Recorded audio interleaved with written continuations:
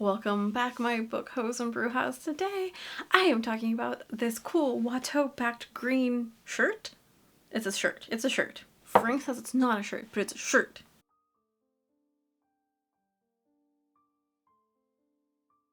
Hello, my bookhos. My name is Bianca, and this is Book Hoarding by Bianca, where I talk about crafts, fashion school, sewing, nerdery, all those things. And today I am talking you through how I put together, or rather patterned, this green Watteau-Backed shirt. I have a patterning class this year, an advanced one, and I have to put together a kind of mini collection for it. If you missed my video on putting together the collection and coming up with ideas, check out the link in my description or in the thing about here. So I had a few shirt designs I turned in for the semester, and I decided to go with this one because I kind of already had the fabrics that I thought would be really cool with this, and I just went with it. Today is not going to be much of a construction discussion. It's going to be 100% about patterning this. The construction for this was a little finicky, and I was kind of just working my way through it because this is not for construction class. This assignment was for patterning class. So the patterning is much more important to this. So I'm going to walk you through how to basically use a basic block, a pattern block, for sleeve, bodice, torso, and make that into this Watteau-Backed shirt. Obviously you can extend it to the ground if you want to. This is just what I was doing because I liked the aesthetic, and I also needed to turn this in for a shirt assignment, not a dress assignment. So that's why we're here. Without further ado, let's get into the patterning of this shirt. This is a shirt. Okay, so you can start off with your basic blocks. You can use a torso block or just use your bodice block. Just remember that you will want to flare the outer edge for your hip, and then you're just going to start with the yoke. So the shoulders are slanted because that's how shoulders work. So you'll want to use that center line to make this even. And then I actually measure out from the sleeve hole, which you'll see in a second, to kind of try to make that even between front and back because the neckline is obviously in different places. And then make sure that you label to your pieces because you want to make sure that you have your yoke pieces make sense and your flared pieces make sense. So you can see there I just made a little line and then lined that up so it was flat to the center. And then remember your back notches are going to be 2 little hash marks versus just 1, and so then you label those, and so that's your back and front bodice. And then let's just get rid of that yoke because that's pretty much, except for one small alteration that I will make way later, that's pretty much all you need for your yoke.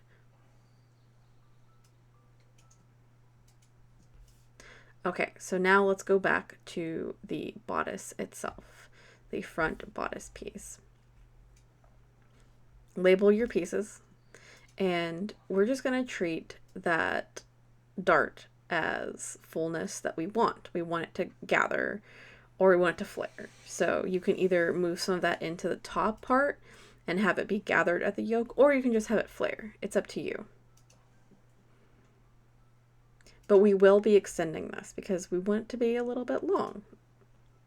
So I'm just using scrap patterning paper that I have, and I'm just adding it to this, and I just want to make sure that I draw a straight line so that straight edge is always there. And then, you know, I do want this to be longer than the paper that I have. So I'm going to tape it down, but I will get some more scrap paper. Obviously, this is the scrap from the full-size versions that I do of all my stuff. I film half scale because it's just easier to show you the full pattern that way and to show the details.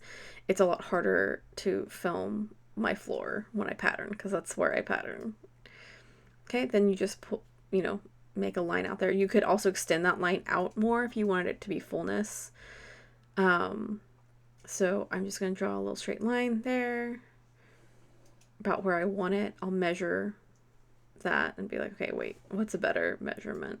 Whatever you want, whatever makes sense. Obviously measure from your waist down to your hip and make sure that this is flared out over your hip if it goes past your hip. I'm just going to draw a line there so that I can curve this out. I use my French curve for this. just to make it a little bit neater. There you go. Obviously for full scale, you'd probably want to take more time and measure that distance out. And then again, that dart is gone. It is now into the flare of this bottom part. And then you just cut that out and you're ready to go on to the next piece.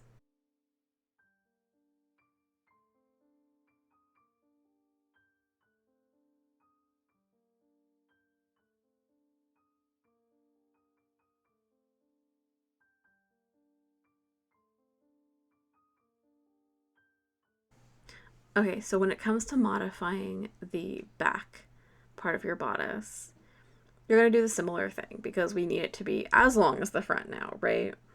And you do have a dart down there that's just going to flare into that. And again, you can move that fullness up to the top if you want. I would say for the back, you probably don't actually want to move any fullness up to that top to be gathered at the yoke because we're making a Watteau-Backed. So you actually are going to need to not have to deal with gathering and pleating. But you're going to follow about the same idea. You want to draw a straight line. And there, I already know what my measurement's going to be for that. I do flare this out a little bit more. You can see here, than the front was flared out. The front had a bigger dart, which allowed that to flare a little bit nicer, in my opinion. And then you're just going to draw along there. But there will be more fullness in the back because of the Watteau. So you can either really flare that out or you could just leave it and there will be some fullness added. Just make sure that if you are going past your hip, that you add that to that side flare. I made my actual original thing with a torso block. So you can use a torso block if you want. Honestly, you just ignore the fisheye darts and just slash and spread. That's pretty much what you do. But you can also do this with a bodice block. Just make sure that you have that past the hip. Now, what I'm doing here is I am making the actual Watteau-Backed. So this is just going to be adding that pleat in the back. I am using the center back and now adding coverage here, which is all going to pleat over this. So that's the first fold and that's the second fold. This is half scale, so you want to make it as big as you want. But you can see here, that is the line that would have been your center back. It's still going to be your center because of the way that we're pleating this, right? So it's going to be, that line right there is also going to be center because this is going to be then the fold line there that I'm marking, and that's center back. You can put notches here if you'd like, just so that you know on your pattern. Once you add seam allowance, it's probably a little bit easier to add those notches. But the big thing you want to remember is that the center front, or the center back, sorry, is going to be in two places. Because there's going to be a pleat. In the middle of that Watteau is going to be there. When you add seam allowance too, you'll want to remember this. So yeah, you can see here, I fold and then I fold again. So on that Watteau, if you're cutting the whole thing off of one piece, so you'd basically fold this and it'd be no seam allowance in the middle, no seam. Just remember that. If you're doing a seam allowance, then you're going to have a seam down the middle of the Watteau. So just remember this as you make it, and then you can see here that I realize I need to get rid of that dart. But when you're making the Watteau-Backed, just make sure that you're thinking about how big you want it. Like, this is obviously pretty small. On a full-size one, it was, many inches that I added to that. So anyway, here's the quick and dirty way that you get rid of a shoulder seam that I learned in one of my fashion classes. Just shave it off. Yep, that's all you do. Just shave it off. It's good enough. There are ways to slash and spread it if you really want to. But here are your pieces. Look at that. Now, the big thing is, for that center front, we are not quite done.